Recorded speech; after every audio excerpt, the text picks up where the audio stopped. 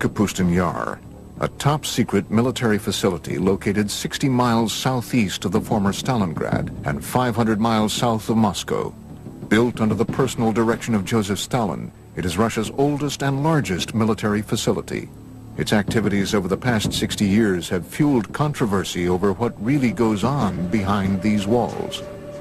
Kapustin Yar, or Vladimirovka, as initially it was called. It was, and it still is the first Russian space range. I'm Vladimir Semenov, and I was with KGB for 26 years. Kapustin Yar, everything was top secret. It was nothing there not secret. I am Sergei Khrushchev's son and former Prime Minister of Soviet Union, Nikita Khrushchev. Less than a year after the Roswell crash made headlines around the world, many believe that this Russian base may have experienced a landmark UFO encounter and crash of its own. June 19th, 1948, early evening. According to reports, Kapustin Yar's air traffic controller sees a strange object appear on his radar screen. At the exact same moment, a MiG pilot about 10 kilometers downrange from the base sees a large silver cigar-shaped UFO directly in front of him. He radios back to the base that he's being blinded by a bright light. A Russian pilot encountered a UFO in 1948 and tried to attack it with extremely unfortunate results for both. The pilot was blinded by rays of light emanating from the UFO. It is believed that under direct orders from Soviet Air Force Commander-in-Chief Zagarov, the pilot engaged the UFO for almost 3 minutes before launching a missile that was finally able to bring the object down.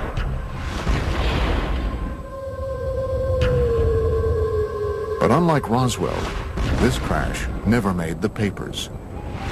It's 1948, it's a secret air base. Suddenly a cylinder appears over Russia's most sensitive air base. They scramble the MiGs. It's a dogfight. Russian pilots are good.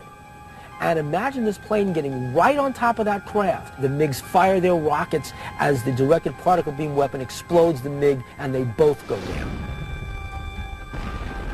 Reports suggest that the blinded pilot, in his final attempt to regain control of his MiG, was hit by the object's weapons and perished along with his airplane. What did the aliens use? What were they firing? What they were probably using was a particle beam weapon. We know what the MiG used. It was the things that the Russians were using at the time. It was firing its guns, it was firing its rockets, and it was firing some very early version of a missile. Somehow, that MiG was able to break up the anti-gravity envelope that surrounded the craft. The cigar-shaped object couldn't stay aloft anymore and crashed. And the Russian retrieval teams, overjoyed that they have their first spacecraft, jump on this thing, and they take it underground to Zitka, and the Russian secret UFO program begins. I'm Bill Burns, publisher of UFO magazine.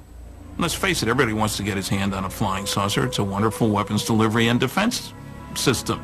I'm Stanton Friedman. I'm a nuclear physicist, lecturer, ufologist. This 1948 crash is one of many strange events that has turned Kapustin Yar into an even more mystifying version of America's Roswell and Area 51. The Soviets had to get their hands on what we had. We had the Roswell crash. We really had a storehouse of technology that we developed in the early 1960s out of Roswell. The Russians didn't have that. Well, how do you get that technology? It doesn't just fall out of the sky. You go after it. And the Russians went after it by embarking on suicide missions.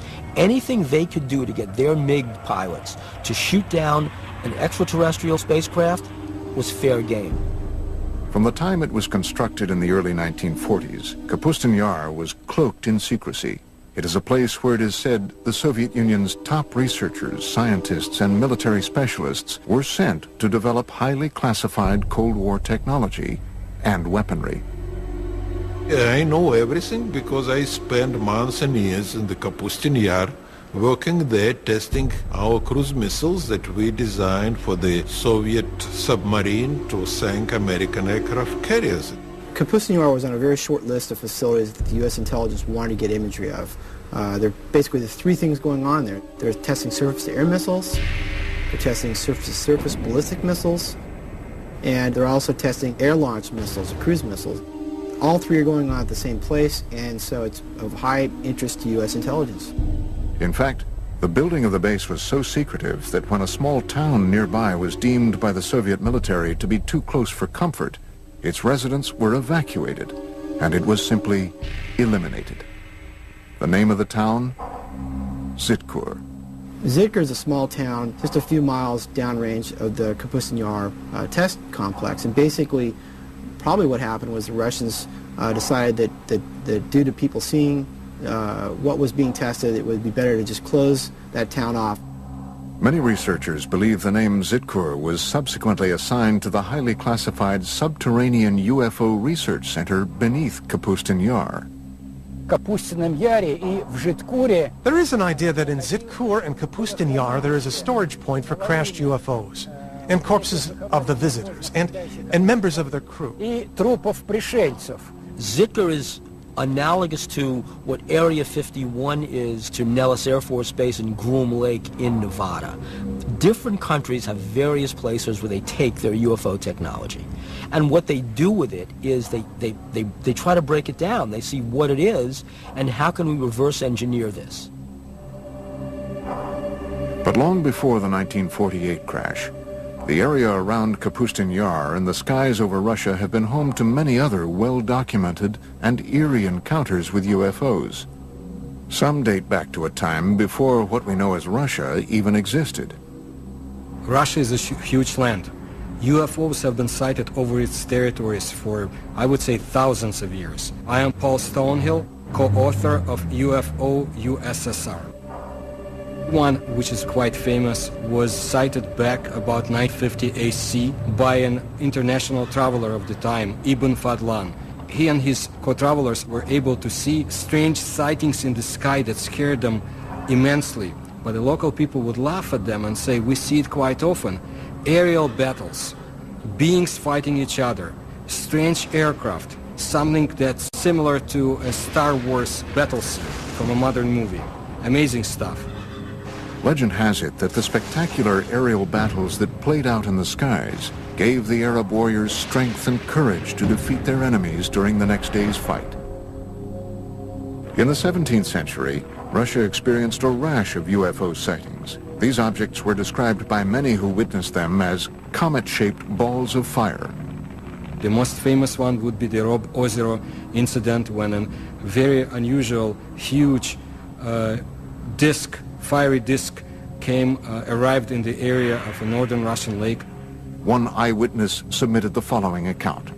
On this, the 15th day of August in the year 1663, a great crash sounded out from the heavens. Around the stroke of midday, there descended upon Robozero a great ball of fire from the clearest of skies. In front of the fire, there were two fiery beams. It went from south to the west and was about 500 meters away when it vanished. But once again it returned, staying over Robozero for 1 hour and a half, filling all those who saw it with a great dread. This documented account goes on to detail fishermen scalded by the burning lake, along with glowing fish that flung themselves onto the ground to escape the looming fireball. Stories, like what they saw over Robozero, were common in pre-revolutionary Russia and outside of Russia in Europe. When we speak specifically of sightings on the territory of the Soviet Union, percentages are very high, more than 50%, that these UFO sightings would be some sort of fiery, sphere-shaped UFO. Another extraordinary sighting took place over Moscow in 1892. An eyewitness report was later published in the March 17, 1892 edition of the Russian newspaper Svet. The pillar of light was pointed straight down to the earth, forming a cone-shaped bundle of rays in the color of ordinary flames. The brightness was considerable and can sometimes be compared to the brightness of an electrical street lamp. The point from which the rays originated didn't move during the whole time, and the rays were visible for 20 to 25 minutes. While enormous fireballs have been sighted over Russia for centuries, there have been none bigger or more devastating than the event that leveled the Siberian forest of Tunguska in 1908. And of course it was one of the theories which have to appear that it was not a comet, it was not meteorite, that in reality it was a spacecraft. Coming up, did a UFO explode over Tunguska? It is believed that not one but two objects collided over the Tunguska in 1908, equal to many Hiroshimas. And later, what happened to the wreckage of the 1948 crash at Russia's Roswell?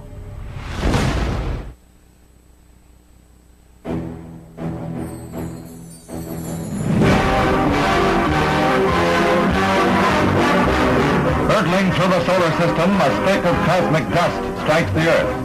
Commonly, these meteors are vaporized by friction in the atmosphere. This is part of the story of one that wasn't. A meteor that landed in 1908 in Siberia with the destructive force of an atom bomb. June 30th, 1908, approximately 7 a.m. The tranquil forest of Tunguska, Siberia, was rocked by a deafening, earth-shattering explosion. The explosion packed the power of a 40-megaton hydrogen bomb. Large trees snapped like tiny twigs as the explosion decimated the dense forest. The effects of the blast were felt as far away as Western Europe and were at first believed to have been caused by a giant meteor smashing into Earth. My own personal conclusion is that that was Mother Nature showing off, if you will, but that there was no intelligence behind what happened there. It wasn't a rocket, it wasn't a bomb sent to let us know that aliens are watching you, Earthlings. Literally a catastrophe from outer space. Yet UFO researchers say if this devastating explosion was the result of a meteor, why were there no craters found in or around Tunguska? It is something scientists to this day have had trouble explaining. This was, let's call it an explosion, although some people call it an implosion. Whole kilometers of the taiga forest were destroyed. The event itself caused changes in the magnetic field of our planet. The academic establishment is of the opinion that the Tunguska event was simply a meteor, but there are many facts that speak to the idea that it was, on the contrary, rational guided flight. It made a turn, which is something that a natural object or meteor could not have done. What was it that could have done that level of devastation and not leave a crater? Modern-day UFO researchers were not the first to suspect that the Tunguska event was the work of something other than a meteor. Reports suggest that Stalin believed the Tunguska blast was the result of a UFO that had launched some sort of experimental weapon. Stalin was interested in the acquired information to determine whether UFOs presented an immediate threat to the Soviet security. That's why he used some of his top scientists to give him an assessment. Scientists like Korolev studied UFO materials. Sergei Korolev, one of the Soviet Union's most celebrated scientists, would go on to become the father of the Russian space program and the man responsible for Sputnik. Along with Stalin, he was determined to solve the mystery of Tunguska. These observations prompted him to finance an expedition to the place where the Tunguska event happened. Sergei Korolev used his own money to send an expedition to the Tunguska area in helicopters. Korolev never met with Stalin. There was some researchers who was looking to prove that Korolev really met with Stalin, but they didn't find any record. Stalin presumed it really could have been a spaceship. He wanted to find the fragments of that ship, put it back together, and recreate the object for military purposes. Initially, Korolev found that many of the physical scars left behind at Tunguska were still visible. But the most shocking discovery came in the form of radioactive metallic fragments found at the site.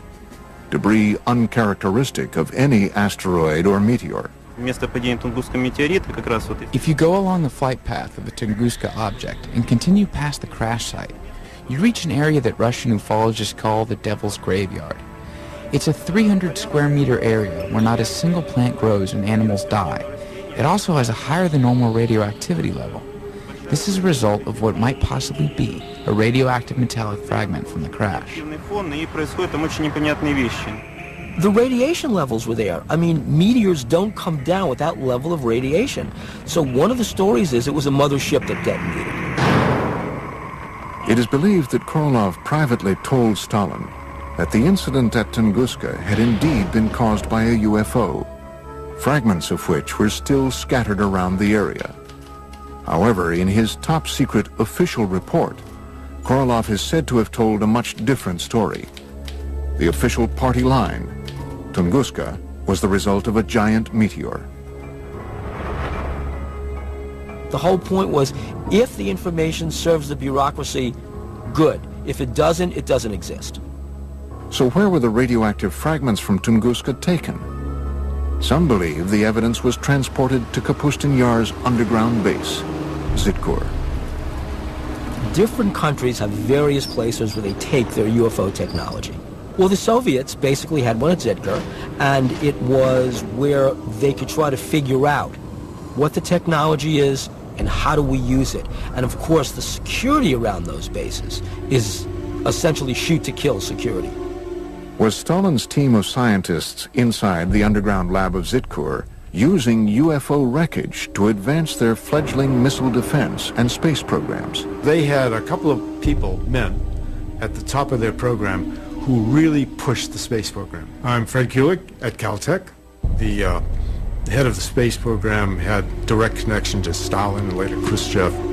In their quest to acquire UFO technology to beat the Americans in the space race, it has been reported that top Soviet military officials ordered MiG pilots to shoot down UFOs as far back as World War II, a time just before the Russian Roswell crash of 1948.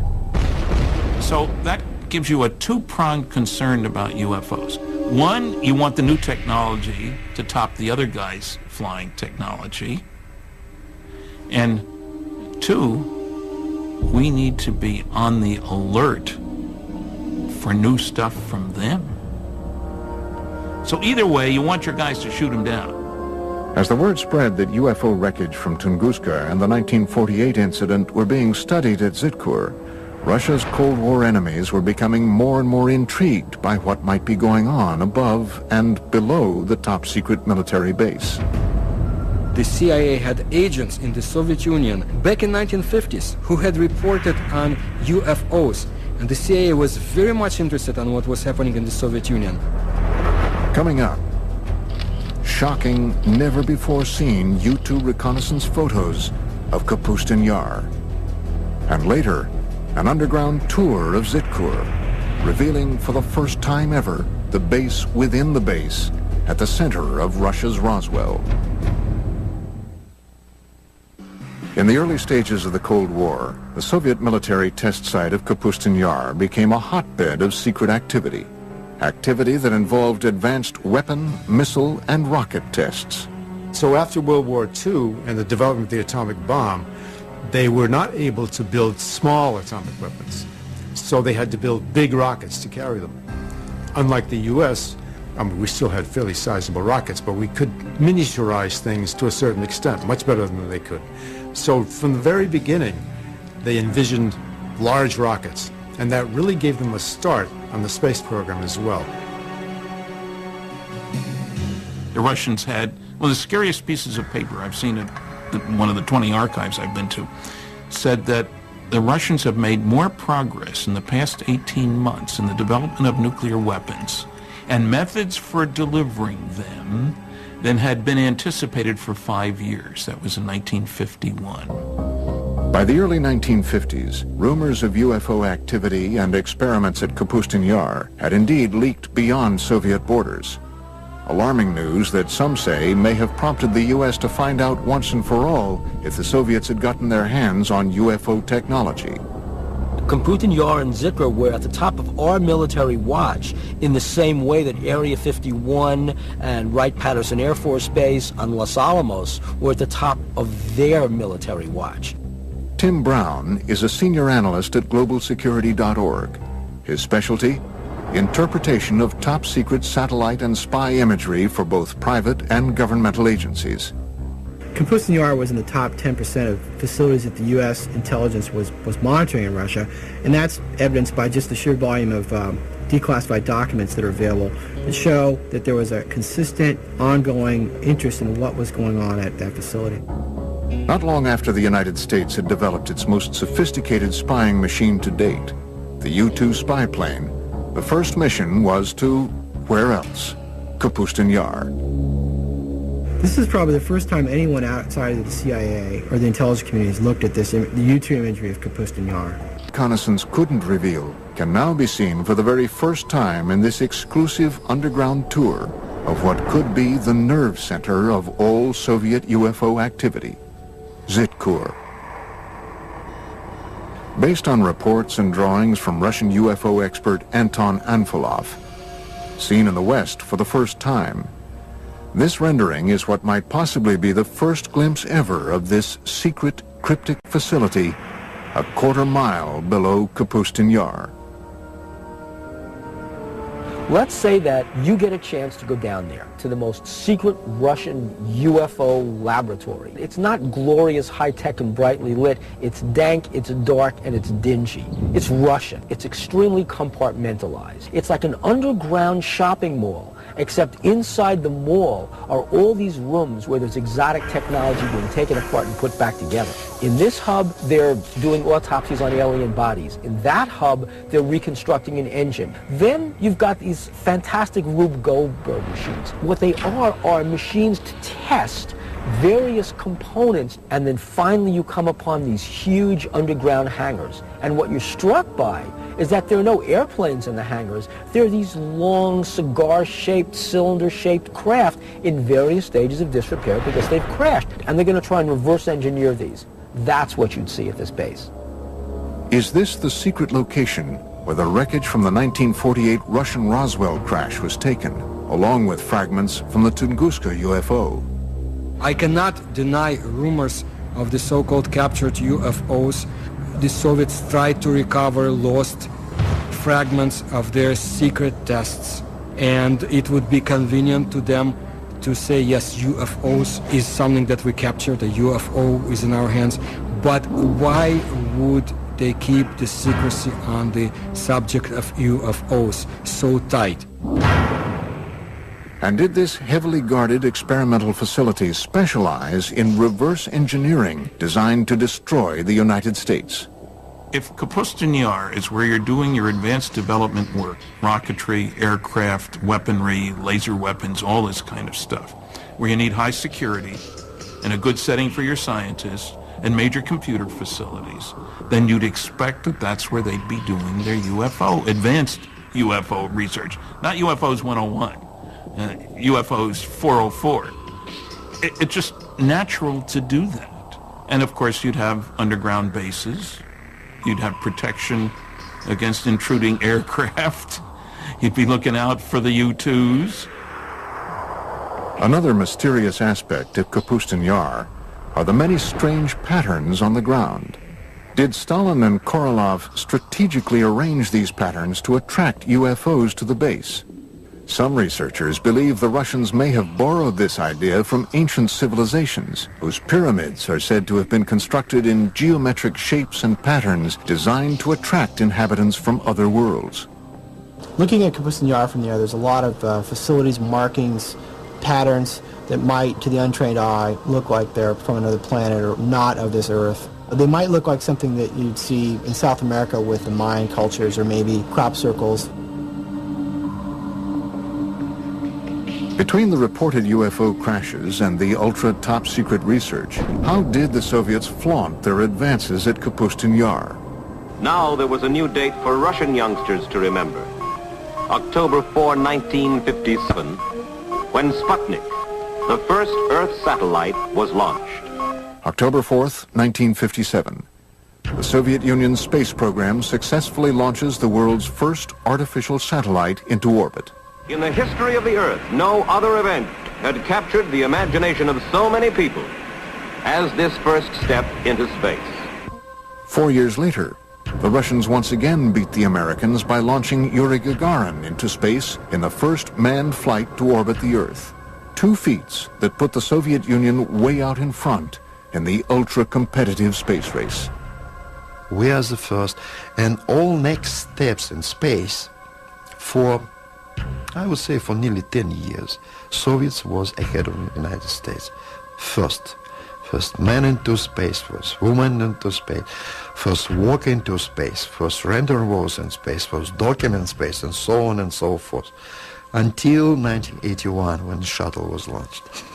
I'm sure the Russians have done their darnest to reverse engineer anything they can get their hands on, whether it's American or German or alien. Coming up, relive what many believe to be a spectacular UFO crash at the actual site in a village near Kapustin Yar. I don't recommend that we stay here any longer. It's already harmful. Let's leave here and go to some place where no unknown forces can act upon us and influence us. And find out exactly what the KGB knew about dogfights between MiGs and UFOs at Kapustin Yar as we open the mysterious KGB Blue file.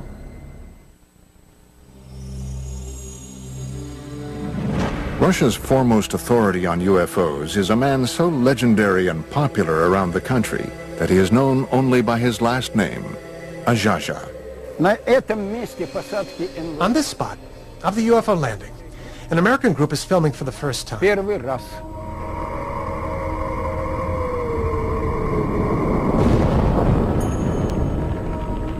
was very popular at the peak of the UFO activity in the Soviet Union. It was late 60s, 70s. At that time it was not permitted, but not restricted to talk about this. Azhaja invited the History Channel on an exclusive tour of a reported UFO crash site not too far from the site of the Russian Roswell crash of 1948. For that, I have to stand there, on that particular corner. Using 2 copper rods, Azhaja begins the tour by testing the ambient energy that the crash site still emits today.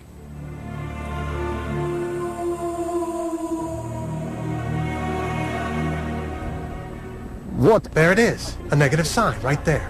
Там.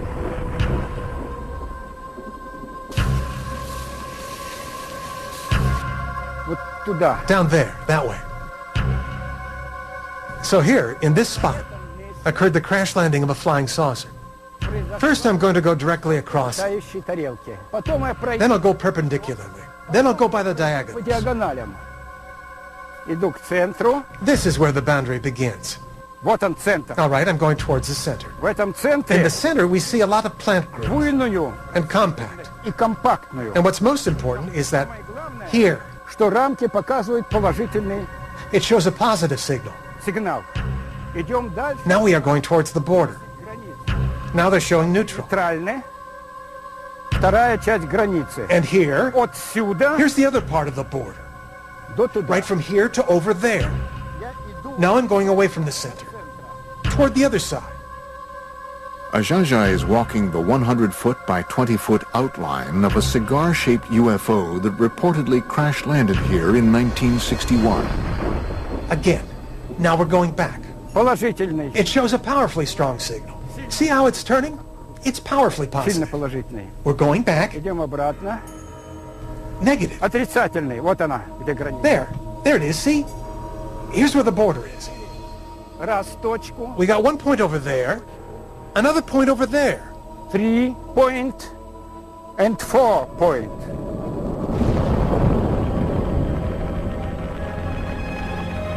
Animals avoid this place. They go around it. Cattle don't graze here. Yes, there is unknown energy, which, as experience shows, affects people in a negative fashion. Your pulse changes. The heartbeat changes. You grow short of breath. You begin to sweat. Okay. I don't recommend you stay here any longer because it's already harmful. Come on. Let's leave here.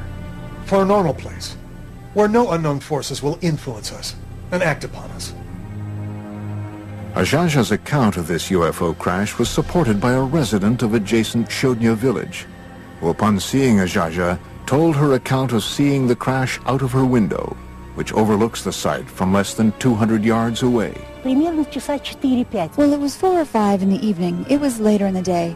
And suddenly my mother screamed. She said, "Hey, look at that. There was some kind of ball, a sphere that flew by."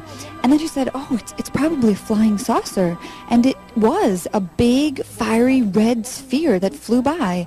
The sphere went over there, past the train tracks, and went down into the valley of the river Skunya, right down and over the river. Experts like Ajaja believe that UFO events like this crash, as well as the 1948 Russian Roswell crash, caused a Pandora's box to open over Kapustin Yar, leading to what some have called a war in the skies over Russia. Pilots would often receive orders from the ground to defend their airspace and shoot down UFOs. Other times, the UFOs would go on terrifying attacks. What intrigues me about the Russians as much as anything is apparent dogfights between UFOs. And I've read several accounts of that, several of them having dogfights. Perhaps the most compelling evidence of encounters between Soviet MiGs and UFOs over Kapustin Yar comes firsthand from the most celebrated of all Soviet test pilots, Marina Popovich. A national hero, a cosmonaut, perhaps the Chuck Yeager of Russia. She says that she witnessed actual battles between Soviet pilots and UFOs. One incident in 1964 occurred during a Soviet Air Force training mission. Alexander Kapegin was the commander of a squadron and a pilot instructor in one of the flight schools. One day he was flying with a cadet and they were attacked by a UFO. They went into a spiral dive. While on another top-secret military expedition in February 1980, Colonel Popovich encountered multiple unidentified objects in the skies over Russia. I saw 3 fireballs, 3 amazing lights in the form of a triangle, and I observed them as they flew away. Another MiG test pilot, Colonel Vyatkin Lev Mikhailovich, agreed to tell his first-person account for our cameras for the very first time. August 7th, 1967, 6:30 in the evening. Colonel Mikhailovich reports that his MiG was momentarily captured in midair by a UFO. When I was making the aerial move to the left, suddenly from above I saw a light. This big disc began to slowly light up, and I just had time to quickly tilt the plane, but the wing hit the ray of light. The plane shook and the gauges and instruments began to move from right to left, right to left. It is as though the ray of light dissolved into shining little points of light. Imagine my surprise when my technician named Mikhail said, "Lev Mikhailovich, the wing of the airplane is glowing." As it turns out, for a whole week in the hangar, the left wing was glowing with a white light. They washed the wing with kerosene, and soon after that, the glowing ended. Fortunately, Colonel Mikhailovich's encounter with a UFO over the skies of Kapustin Yar in the 1960s did not end as dreadfully as the famous 1948 encounter in the same skies. No, I wasn't scared. I was just puzzled. I was particularly stunned that the ray of light turned out to be hard, because I felt the impact. As UFO reports continued to stream into the Soviet government from both civilians and military officials, the KGB was busy covering up the reports, silencing those who made them, and clamping down on the press. But all the while, the spy agency was creating an official report on UFO activity in the USSR called the KGB Blue File. Americans will never understand this, you know, because you have to be inside KGB to know the power KGB had. And during Stalin time, KGB was unbelievably powerful. Written and researched over the 20-year span between the mid-60s and the mid-80s, the KGB Blue File was one of the most extensive official explorations of UFOs ever commissioned by any governmental agency anywhere. The KGB Blue File is a 124-page collection of documents released in 1990. I believe this is not everything the KGB has had in their hands, and I'm not the only one. The Blue File compiled thousands of reports of UFO sightings, dogfights, and crashes, all of which were described in vivid detail.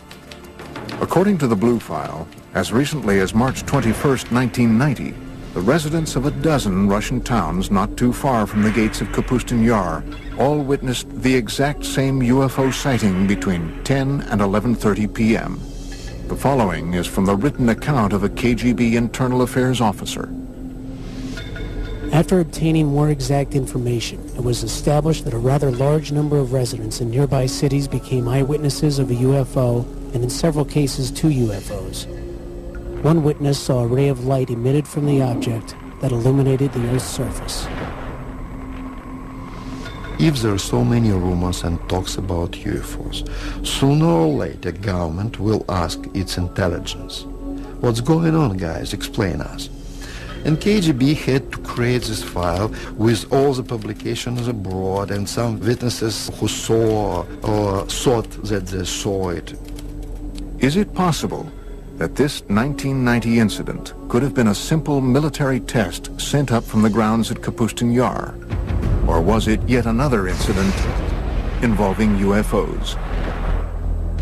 Coming up, shown for the first time outside of Russia, exclusive footage of what might be the only recorded evidence of a fireball UFO crash. If the Soviet Union had not imploded under its own weight in the early 1990s, the chilling accounts you've just seen of close encounters of the first kind in and around Kapustin Yar would have remained yet another Soviet-era secret. It's different, because the time is different. Yeah? If you're talking with elder generation, yes, of course, no question about this. But nowadays, absolutely different. You know, younger generation now, they are living in another society and they have much more freedom. This new freedom in Russia helped the producers of this program acquire, through official channels, this Soviet military footage you are about to see.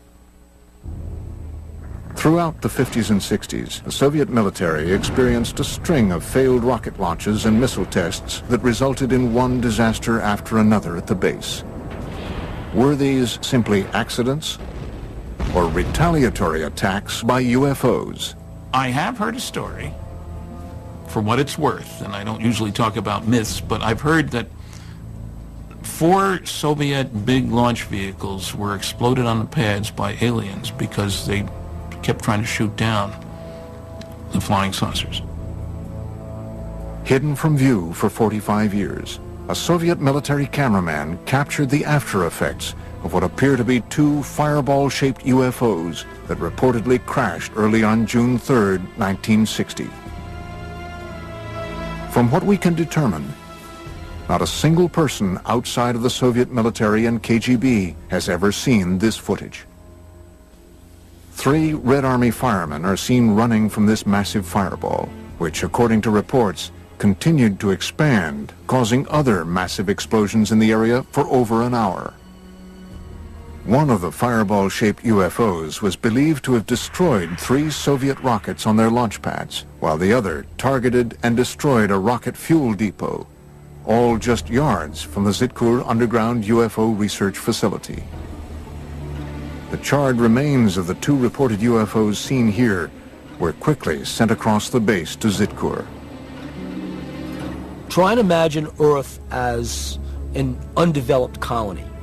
And just like the United States and the Soviet Union fought wars over other areas, political wars over other areas, imagine the aliens want our resources. And they're fighting over Earth the same way the U.S. and the Soviet Union had conflicts over other areas after World War II. How could all of these shocking events have been held back from the public for so many years? The Stalin's time and early post-Stalin times, everything was restricted. So you was not allowed to talk about this. In Stalin time, they will simply send you to the prison. Could all of these UFO accounts and the trail of freshly unearthed evidence of UFOs be attributed to logical explanation? Or is it possible that strange things really do happen in Russia? A reporter for one of America's largest newspapers says yes. In May 2005, reports reached the Moscow bureau of the Los Angeles Times that a lake about 3 hours away from Moscow had simply vanished. We went up there because we heard that it had just disappeared, and I said, you know, I'm not going after this story. A lake does not just disappear. Kim Murphy visited the site a few days later. Her account was published on the front page of the newspaper on May 27, 2005. We got up there and just found this huge hole in the ground. The only eyewitness, as far as we know, who actually saw what happened, described going down to the lake where he says there's this swirling of water that looks like water going down a toilet bowl, just, you know, in a raging circle, just tumultuous. And it's going and it's going and it's going, and pretty soon it's gone. From disappearing lakes to fireballs seen in the sky to reported attacks by cigar-shaped UFOs, Russia continues to be a land of incredible mystery. And as top-secret work continues to this day at Kapustin Yar and Zitkur, the base remains a potent lightning rod for UFO activity. According to one researcher, Kapustin Yar was the site of a crash in 1989, and even more recently, the debris of a 1997 crash in Poland was taken to Kapustin Yar for analysis.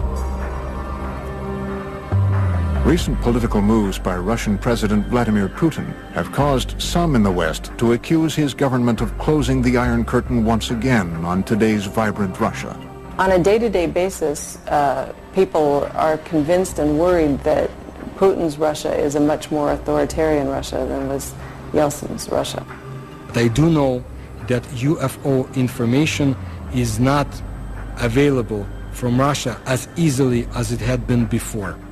You lose the ability to control secrets in an open society. Putin came out of the KGB. He's seeing a lot of valuable information and valuable technology go to private sources. The Soviet Union is closing down in a lot of areas, but also closing down in UFOs. It might be even longer until the curtain is pulled back on the secret underground laboratories and lairs of this legendary Area 51 of Russia. And we have only just begun to scratch the surface of the puzzling mysteries of Russia's Roswell. Extraordinary claims require extraordinary evidence. Seeing is believing.